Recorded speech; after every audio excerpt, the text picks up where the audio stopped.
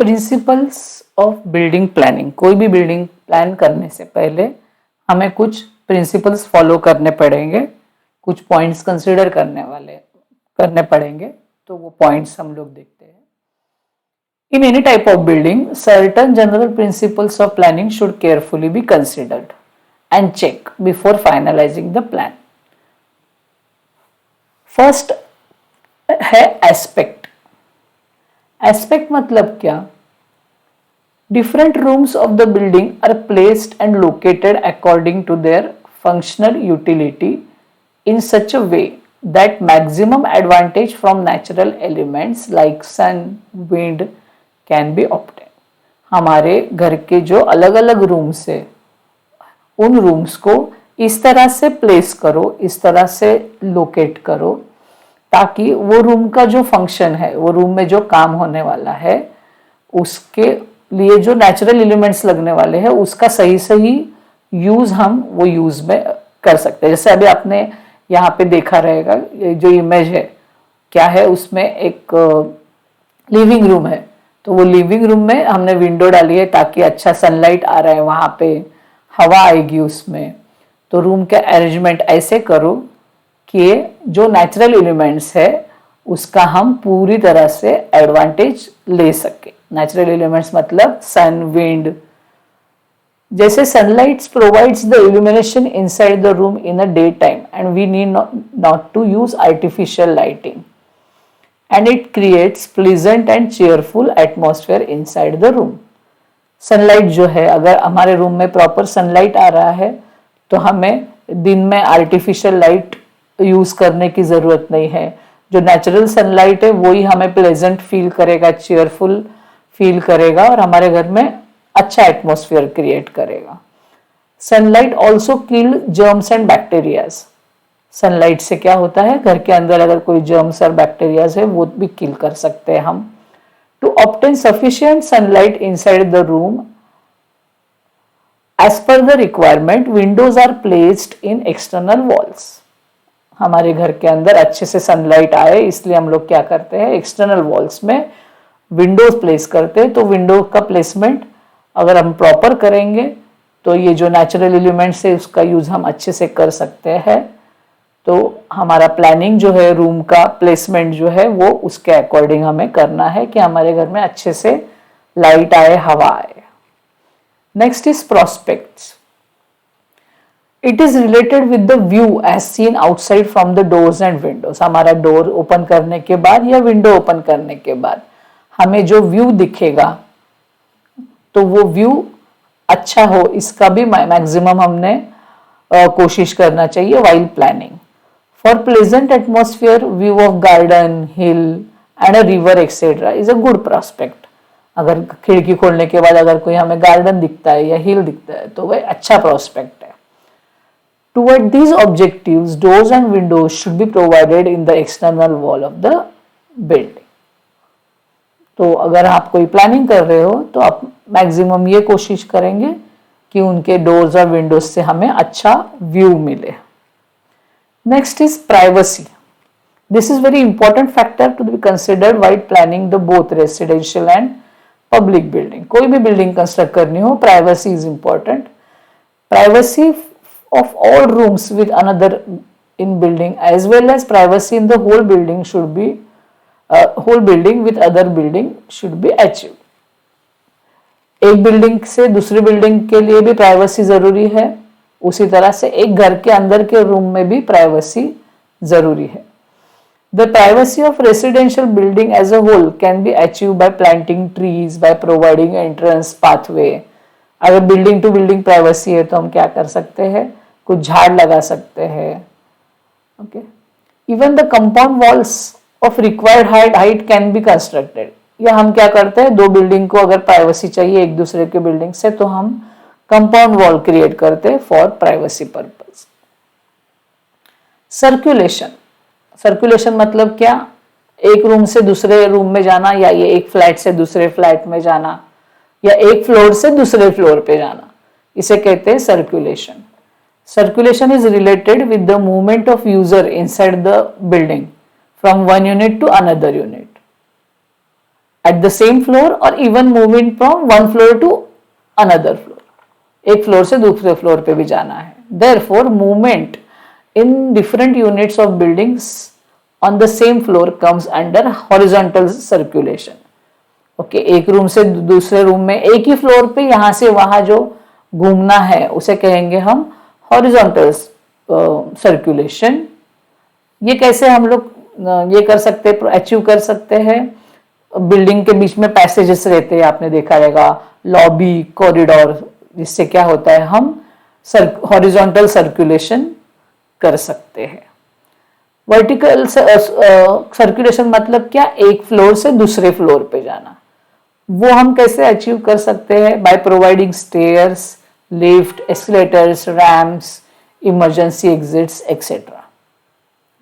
For easy and comfortable horizontal and vertical circulation in building, passage, stairs should be well lighted and ventilated.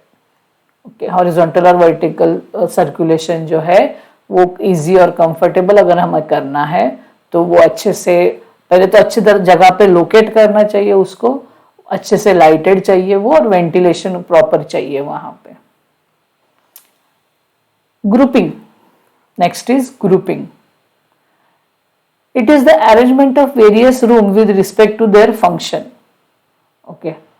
Grouping varies according to the type of building. Okay. Residential और public building. जैसे कि hospital है तो hospital में अभी क्या क्या आएगा, जैसे कि एंट्री करेंगे हम, फिर वो जो हम फॉर्म फिलअप करते हैं वो कैबिन आएगा, फिर नर्स का जो है वो अलग रहेगा, डॉक्टर्स रूम अलग रहेगा, जनरल वार्ड अलग रहेगा. तो उसका ग्रुपिंग प्रॉपर करना चाहिए, उसका प्लेसमेंट जो है वो प्रॉपर होना चाहिए. तो हर पब्लिक बिल्डिंग के हिसाब से, लाइब्रेरी हो, बैंक हो, स्कूल हो, तो उनके जो यूनिट्स है, जैसे स्कूल के यूनिट्स क्या है, तो स्कूल में क्या क्या होगा, स्टाफ रूम होगा, क्लासरूम होगा, लैबोरेटरी होगा और लाइब्रेरी होगा. तो ये सबका जो अरेंजमेंट है ये प्रॉपर होना चाहिए, उसे कहते हैं grouping. Proper grouping helps in determining shape of building by the shape of plot. To achieve proper grouping of all the rooms of building should be placed in sequential order. जैसे अभी मैंने आपको commercial का example दिया, उसी तरह से residential का हमारा घर है तो एंट्री करेंगे तो लिविंग रूम आएगा. ओके, अंदर जाएंगे, किचन आएगा, बेड आएगा. बेड का और किचन का एक्सेस जो है वो टॉयलेट को प्रॉपर होना चाहिए. ओके, जो लिविंग में बैठा होगा, अगर कोई गेस्ट आए लिविंग में बैठे तो लिविंग से डायरेक्ट बेडरूम विजिबल नहीं होना चाहिए, क्योंकि बेडरूम की एक अलग प्राइवेसी है. हर रूम को टॉयलेट, वॉशरूम जो है वो प्रॉपर एक्सेस होना चाहिए. तो ये सब चीजें हैं, तो इस तरह से प्रॉपर ग्रुपिंग होना चाहिए. Next is roominess. This principle of planning is directly related to the dimension of the room. Room का dimension. तो it must be to select a suitable dimension, that is length and width and height after of area of. जैसे dimension मतलब क्या? Room का length of width. तो जितना हो सके स्क्वायर रूम्स डिजाइन करने को अवॉइड करने का. Rectangular room is more convenient as compared to square room. Okay. Hence length to width ratio should be 1.2:1. मतलब अगर किसी चीज की लेंथ 1 है तो उसकी विड्थ 1.2 करो, या 1.5:1. लेंथ अगर 1 मीटर है, विड्थ 1.5 मीटर करो. स्क्वायर रूम्स जनरली अवॉइड करो. Height of doors and Windows, loft, ceiling, flooring, colour treatment also affect the roominess of the building. Okay, room की साइज जो है वो इन चीजों से भी अफेक्ट होती है कि डोर विंडो की हाइट क्या है, सीलिंग की हाइट क्या है. Light colour gives effects of more space. अगर आप वॉल को लाइट कलर देते हैं तो आपको एक बड़े स्पेस का एक फील आएगा, whereas dark colours makes the room looks smaller. Dark colour से क्या होता है, रूम थोड़ा छोटा दिखने लगता है. Furniture requirement. It is also very important in planning. Requirement of furniture to a room can decide size of that unit. वो यूनिट की साइज क्या है, जैसे लिविंग रूम की साइज क्या है उस पे डिपेंड करता है कि आपके फर्नीचर की, आपके सोफा की, आपके जो सेंटर टी टेबल है उसकी सबकी साइज डिसाइड होगी। when builder when building other residential are planned, they are designed with furniture requirement of various units. Okay, जैसे दूसरे बिल्डिंग्स कोई कंस्ट्रक्ट करते हैं, commercial building, size of a classroom can be decided by number of benches. वो किस पे decide करते हैं कि साइज के रूम कितने स्टूडेंट्स बैठने वाले हैं, उसके हिसाब से एक क्लासरूम डिजाइन होता है। Okay, dining hall of A restaurant can be plan by the number of tables, कितने टेबल्स डालने हैं, कितने होटल की कैपेसिटी क्या है, उसके अकॉर्डिंग फिर वो होटल की साइज, रेस्टोरेंट की साइज डिसाइड होगी। Next is sanitation. सैनिटेशन मतलब क्या? Includes light, cleanliness, ventilation, WC, urinal, bath etcetera. Okay, this must be proper arrangement of all these units, every structure according to its utility and requirement. Okay, ये जो sanitary appliances है सब properly arrange चाहिए उसकी unit के हिसाब से। Elegance, elegance is related to elevation. बाहर से देखते वक्त उस बिल्डिंग का व्यू जो है, फ्रंट व्यू, साइड व्यू, सब व्यूज जो है वो अट्रैक्टिव दिखना चाहिए। It is a term related to the effect produced by elevation. जैसे ये घर देख रहे होंगे आप, उसका एलिवेशन अच्छा है, it is called elegance. Elevation depends upon the width of building, height of building, door, window. किससे बना है ये एलिवेशन? बिल्डिंग के हाइट से, डोर, विंडोज से, ये जो बालकनी के प्रोजेक्शन है, ये सबसे एलिवेशन क्रिएट होता है। Elevation can be imagine while preparing plan to produce elegance. Beauty और एलिगेंस डिपेंड्स अपॉन प्लानिंग। किस पे डिपेंड है ये एलिवेशन? प्लानिंग पे। Okay, without elegance a properly plan building may not look beautiful. अगर proper elevation नहीं है तो कोई बिल्डिंग ज्यादा ब्यूटीफुल नहीं लगेगी। And last one is economy. सबसे इंपॉर्टेंट फैक्टर है पैसा। It is a factor which restricts the freedom of planning of building. Okay, अगर आप कितना भी प्लानिंग करो, लेकिन आपको रिस्ट्रिक्शंस कहाँ से आएंगे? इकोनॉमी की वजह से आएंगे। A proper scope of future expansion, alteration should be kept. A building can plan economically bye selecting necessary dimension of various rooms. जैसे हमारे पास फाइनेंस है, उसके हिसाब से ही हमें प्लानिंग करना है रूम की। अननेसेसरी लार्ज डायमेंशन, बिना वजह बड़े डायमेंशन लेके, ज्यादा नंबर ऑफ डोर्स और विंडोज लेकर, या ज्यादा स्पेशल कोई एलिवेशन लेने की जरूरत नहीं अगर आपके पास कम फाइनेंस है तो।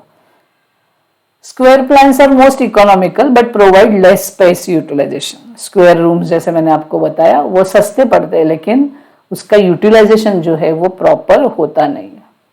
Economy can be achieve by more planning, not on the cost of poor material और poor strength, because that will reduce the life of structure.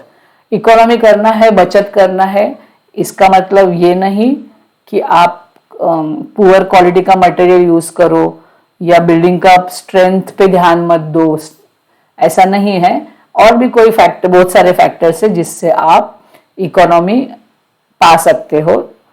जैसे कि रूम का साइज छोटा किए, नंबर ऑफ डोर्स विंडोज का कम किए, या फर्नीचर में आप कोई एडजस्टमेंट कर सकते हो, लेकिन बिल्डिंग के मटेरियल में और बिल्डिंग के क्वालिटी पे नहीं। तो ये सब फैक्टर्स है जो आपको कंसिडर करने हैं, ये जो प्रिंसिपल्स है बिल्डिंग प्लानिंग के वक्त।